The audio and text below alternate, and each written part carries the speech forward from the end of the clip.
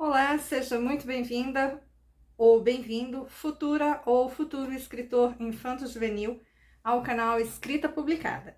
Aqui nós vamos falar sobre o que você, aspirante a escritor infanto-juvenil, precisa saber para publicar o seu primeiro livro com uma editora tradicional e muito mais sobre a construção da sua futura carreira de escritor, é claro.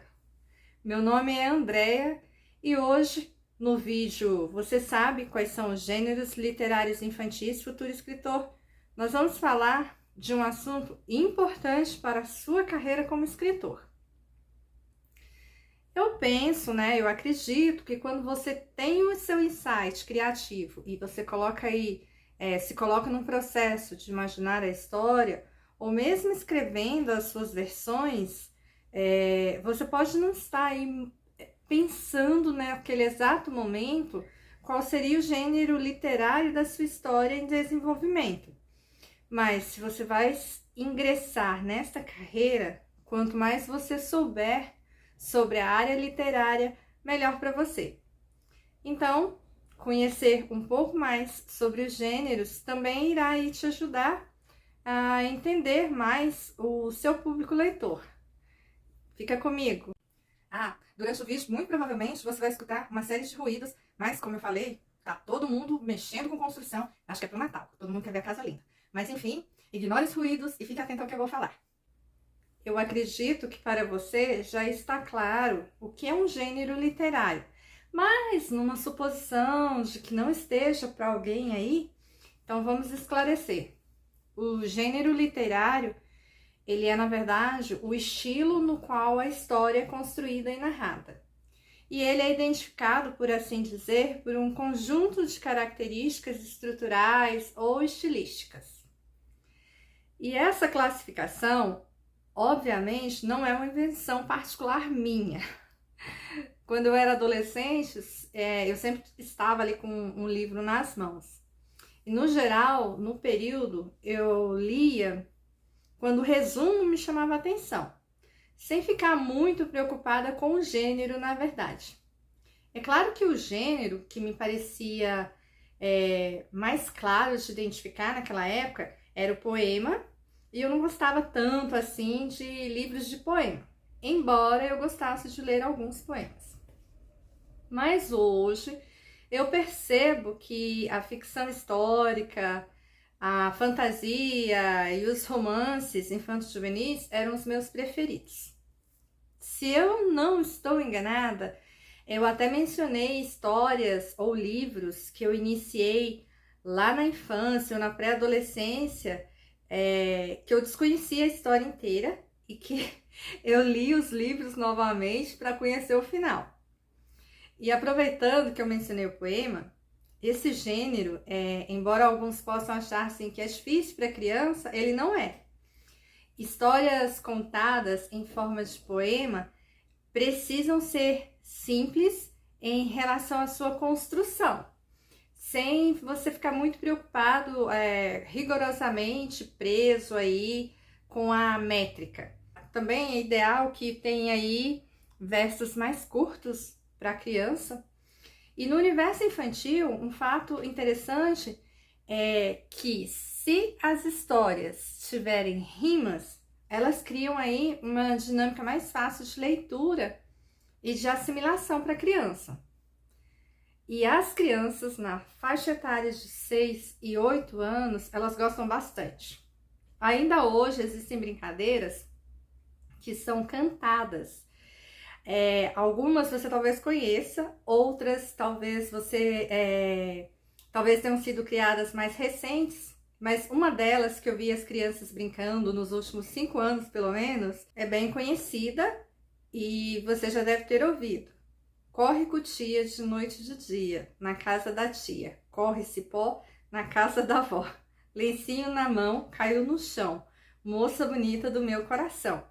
Então você percebe que para a brincadeira funciona muito bem. Mas se a gente parar para analisar a história aí na música, ela parece não ter lógica nenhuma. Ou que faltam partes. Outra que você deve conhecer é a brincadeira das palmas, chamada adoleta, As crianças ainda hoje elas brincam com essa música, mas elas cantam só a metade inicial, porque é uma sequência mais longa, então é mais difícil de memorizar. Mas o que as brincadeiras têm a ver com o gênero literário, o poema? Tudo, se os versos rimarem. As rimas, elas são características que fazem parte do universo infantil. Então, há um reforço de identificação com as histórias nesse gênero. Uma outra coisa que eu observei também foi o fato de que os livros com histórias que eu usava com as crianças, né, histórias que eram contadas dessa forma, eles sempre eram pedidos pelas crianças para repetir as histórias, para contar elas novamente, em dias diferentes aí ao longo do ano. Mas elas sempre estavam lá no BIS. Um livro que eu acho lindo e faz parte da seleção do Itaú no projeto Ler para uma Criança, é chamado O Mundo Inteiro, da escritora Elisabeth Garton Scalon, traduzido em 2013 por Marília Garcia. Eu vou mostrar para você uma parte para que você visualize do que eu estou falando sobre a rima com um verso mais curto. Só um minuto. O tronco, o toco, o ramo, o carvalho, trepar no alto, ficar sobre o galho, ver amanhã passar neste abrigo, o mundo inteiro é novo e antigo. Então, esse é um livro extremamente singelo, muito bonito, e ele é um poema. Então, assim, é muito rico e cai nessa identificação fácil com a criança. Para fechar sobre este gênero, eu vou chamar a atenção rapidamente para o termo poema e poesia. Poema, ele é a estrutura formal, com as suas métricas, que podem ter rimas ou não. Enquanto a poesia em si, ela é mais a respeito dos aspectos que não são assim muito concretos, por assim dizer, né? Como as emoções que nós vemos ou percebemos ali no meio do conteúdo. O grupo da ficção e da fantasia traz uma grande variedade de possibilidades aí, de gêneros literários, no qual você com certeza conhece alguma história, seja a partir de um livro ou de histórias que você ouviu sendo contadas em algum momento da sua infância, enfim. Eu particularmente simplifico meu entendimento ou apreciação da seguinte forma: se não é uma história real da vida de alguém ou de algum fato, se foi criada, imaginada ou inventada, é por si só ficção. Se trouxer uma situação absurda, irreal e impossível de acontecer daquele jeitinho, é fantasia. Nesse grande gênero literário, se é que eu posso chamar assim, tem espaço para mundos inventados, animais com características humanas, como a fala, o pensamento, o racional, objetos animados que ganham vida e com sentimentos e emoções. Nessas histórias, o imaginado ele traz para os leitores situações que, embora ligadas aí em algum sentido com o reconhecimento, com o mundo real, elas extrapolam a realidade para incluir o fantástico.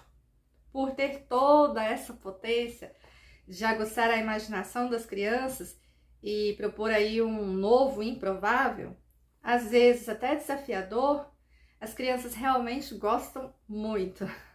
Quando você escolhe criar uma história conscientemente dentro de um estilo, ao estudar mais sobre aquele estilo literário em si, você provavelmente vai terminar por estabelecer relações entre os personagens e os fatos que estão de acordo com o estilo, porque provavelmente vai soar até mais natural para você. Tão natural que às vezes você nem vai se dar conta de que você está fazendo essa relação, se você está iniciando na profissão de escritor.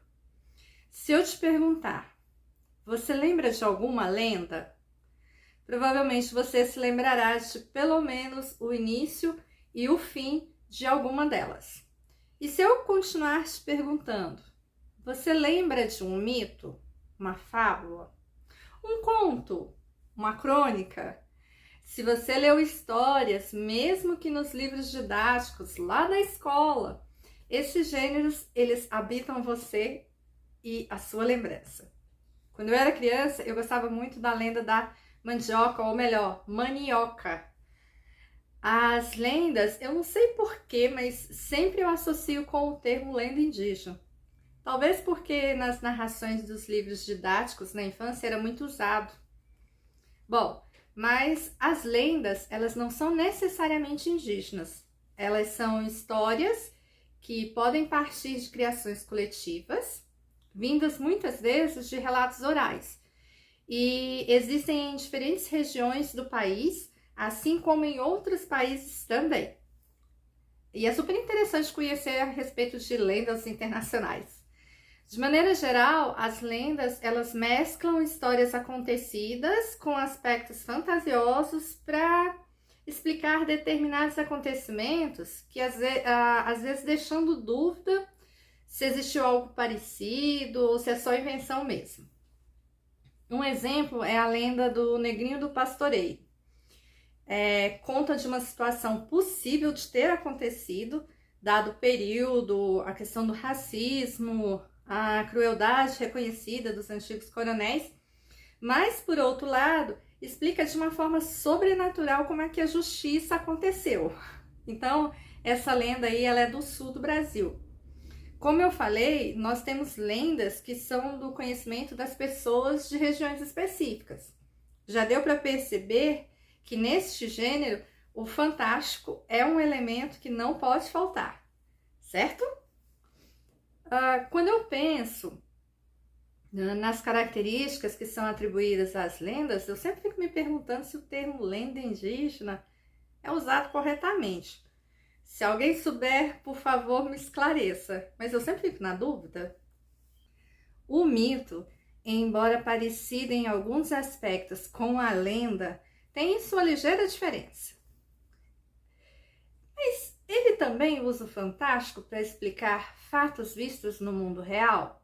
Sim, mas ele usa simbologias como heróis, deuses e valores para explicar o que seria difícil de entendimento. Talvez fique melhor para você internalizar essa sutileza se você apagar da sua mente que coisas como, por exemplo, a origem do homem, que antes era algo difícil de ser entendido, há centenas de anos atrás, hoje tenho teorias que buscam explicar a sua origem. E se você apagar também os avanços nas diversas áreas de conhecimento que explicam e comprovam muitas coisas que antes eram difíceis de compreender, fica então mais fácil de entender porque se recorria à ideia da existência de deuses como os da mitologia. Os mitos, eles explicam aí, na sua maior parte, questões relacionadas às origens. Eles têm então um caráter assim atemporal e são explicações irracionais. Como eu falei de deuses da mitologia para explicar o que antes era considerado assim difícil de ser explicado, talvez tenha te ocorrido o filme ou mesmo o livro, caso você já tenha lido, de Percy Jackson e o Ladrão de Raios, do escritor Rick Riordan. Ele faz um caminho inverso interessante, que possivelmente tem ajudado aí a tornar o livro da coleção, ou a coleção toda, um sucesso de vendas. Ele usa a realidade e a imediata identificação com pessoas, os fatos, as situações dos nossos tempos para explicar sobre a mitologia. Então, não foi uma ideia incrível? Está na minha lista de livros infanto-juvenil para ler. Aí, eu tenho uma curiosidade. Você aí que está me assistindo, você gosta de ler livros infanto-juvenis? Eu gosto. O gênero da fábula, ele é muito presente nos livros infantis, principalmente para os futuros leitores, né? As crianças ali de 4 a 5 anos. Há um encanto muito especial para eles, né? Para essas crianças nessa faixa etária, que os animaizinhos possam falar e terem comportamentos humanos. Mas uma característica muito importante que se destaca nesse gênero é o fato de passar uma mensagem ou um ensinamento de uma forma assim lúdica, mas de caráter moralizante, né? Sempre tem ali uma moral da história, geralmente lá no final, de maneira explícita ou implícita. Importante lembrar que as fábulas, elas são ainda histórias curtas. Com essas características identificadas, é possível que você já tenha até aí lembrado quando eu falei, tenha vindo na sua mente as fábulas, por exemplo, a história da cigarra e da formiga, a lebre e a tartaruga. E não vamos esquecer que neste gênero existem os diálogos entre as personagens, e esses diálogos, eles ajudam a evidenciar o conflito ali entre o certo e o errado adotado pelas personagens durante aquela situação que foi vivenciada. Vamos falar dos contos. Que atira a primeira pedra, não vou falar o primeiro livro, porque não se joga livros, quem nunca leu na infância uma história do gênero. Vale lembrar, né, que a literatura infantil, ela veio principalmente das histórias orais de tempos muito distantes. Épocas em que, na verdade, as pessoas não faziam distinção entre as características específicas ali, da criança e de um adulto em si. A criança era um mini adulto. Mas as histórias, elas sofrem adaptações e ajustes ao longo do tempo, conforme aí as pessoas, elas vão mudando, conforme vão mudando as suas visões e o seu conhecimento também. Motivo pelo qual a gente hoje vê problemas em algumas histórias e até nos contos de fada, que antes as pessoas não viam, era natural, tudo por causa da época. A história que eu mais gostava de ouvir minha mãe contando para mim quando eu era criança era o conto da Moura Torta. É um conto maravilhoso. Na verdade, na história, quando a minha mãe me contava, ela fez adaptações da fruta e do país. Ao invés das 3 laranjas, eram 3 jabuticabas. E ao invés de um príncipe, era o filho de um fazendeiro muito rico.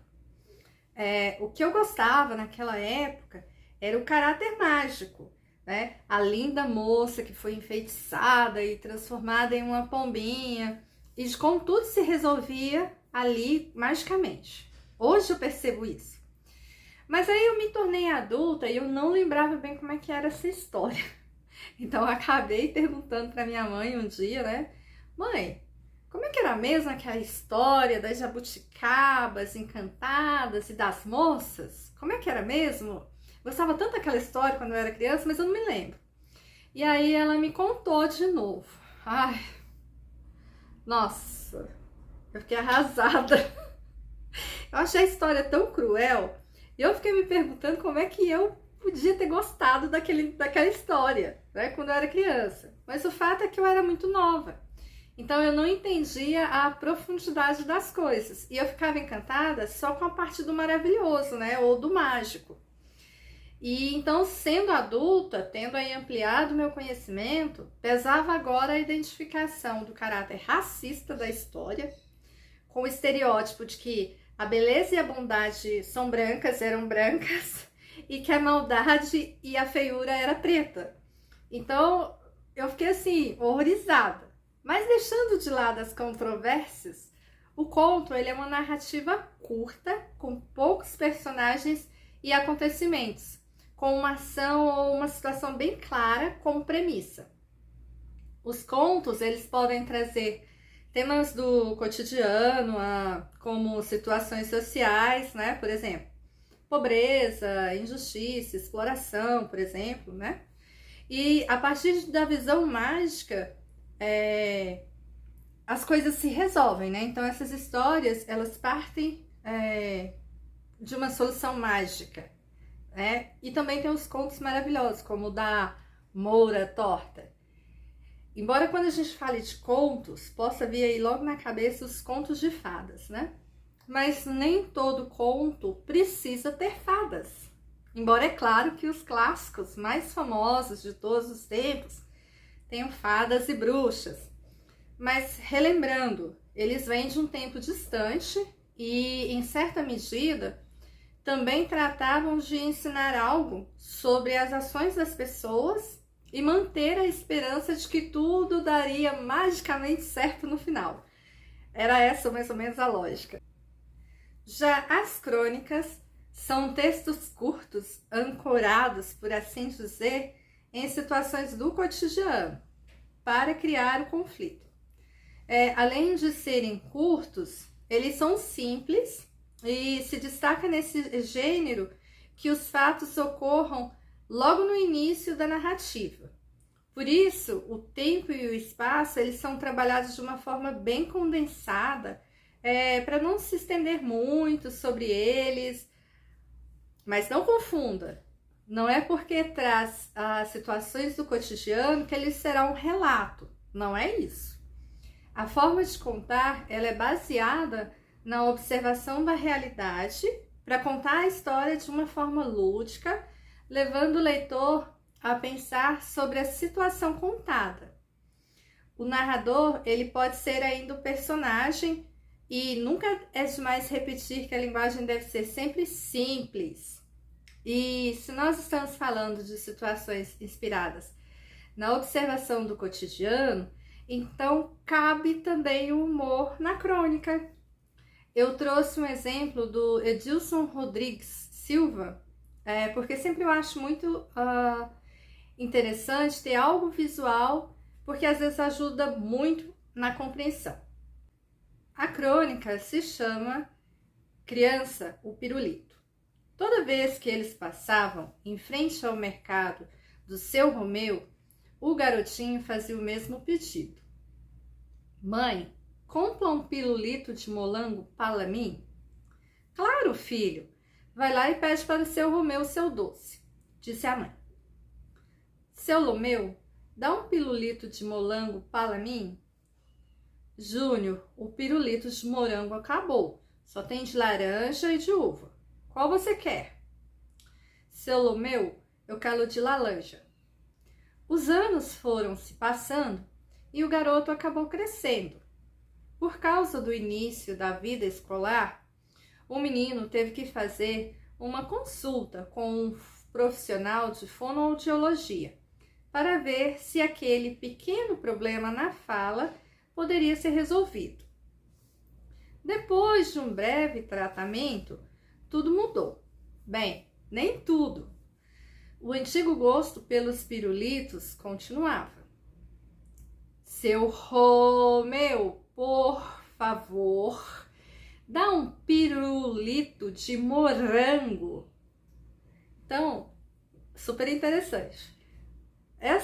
Essa crônica, ela tem 3 fatores de reconhecimento do cotidiano de uma vez só. Primeiro, quem nunca foi no lugar com uma criança e que ela tenha visto ali os doces e pedido por um. Pais passam por isso o tempo todo. Eu sempre vejo.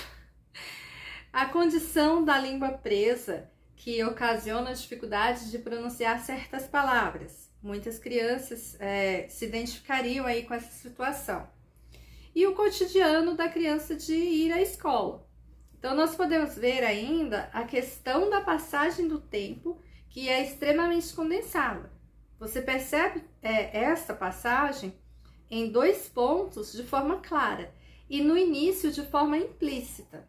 Então, é um texto rápido para as crianças lerem, com possibilidades de entendimento do problema e da resolução e de como a situação se resolveu aí de uma forma simples e divertida. A biografia, ela é um gênero literário do qual eu já falei especificamente, né? E você pode conferir depois aí, se te interessar, clicando no card ou no link que eu vou deixar na descrição. Tanto ele quanto a autobiografia, por serem textos mais longos e fazerem referências a fatos históricos e datas, precisa aí ser muito bem pensado e estruturado. E é um gênero que eu acho mais interessante para pré-adolescente do que para criança. E esse é um ponto de vista bem pessoal, por causa dos tipos de livros que eu tenho visto publicados nesse gênero, onde predomina aí a parte textual. Se alguém tiver sugestão deste gênero e que ele seja para crianças entre 6 e 7 anos, eu vou adorar a indicação. Sinta-se à vontade para fazer aí nos comentários. Por exemplo, esse livro aqui, Imigrantes e Mascates, ele é da Companhia das Letrinhas, ele é uma autobiografia. Então, o autor conta da vinda da família, eles são da família judia para o Brasil, fugidos aí da Segunda Guerra. E, assim, é um livro muito bonito, uma história super interessante, eu recomendo, mas ele predomina a questão do texto, para dar conta, embora, assim, você perceba em cada capítulo que o texto ele é bem resumido, mas para dar conta da vida, né, das memórias do escritor. Então, assim, tem bastante texto. Por isso eu acho que ele é interessante para pré-adolescentes.